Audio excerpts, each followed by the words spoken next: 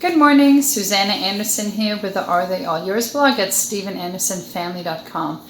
Today I want to address a question that I recently saw posted online, and that is, how do you as a stay-at-home wife or stay-at-home mom without your own income give a Christmas gift to your husband? The question was, do you just take his money and buy him a gift? Do you have your own income? What do you do if you don't have your own income? And I want to answer that question really briefly. And basically what it comes down to is that it's your money, it's joint property, it's yours and your husband's money together, and to say that you're buying him a gift out of his money is not really true.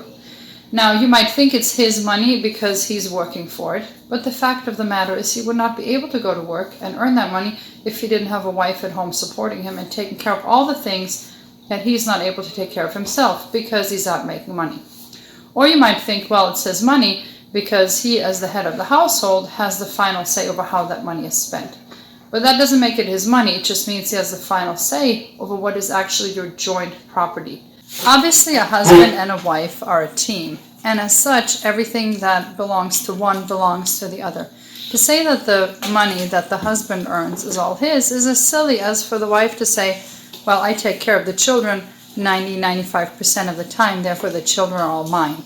It makes no sense. You know, the kids belong to both parents and the money belongs to both spouses. Therefore, to say that, well, why are you taking his money to buy him a Christmas gift? That's as silly as saying, well, if the husband buys his wife a gift, that's taking her money to buy her a Christmas gift because she worked for it just as much as he did. She worked in the home. He worked outside the home. She doesn't get a paycheck, but his paycheck is really for both of them. Now, if your husband sets a budget and says, hey, I only want you to spend X amount on Christmas gifts this year, of course you would abide within that.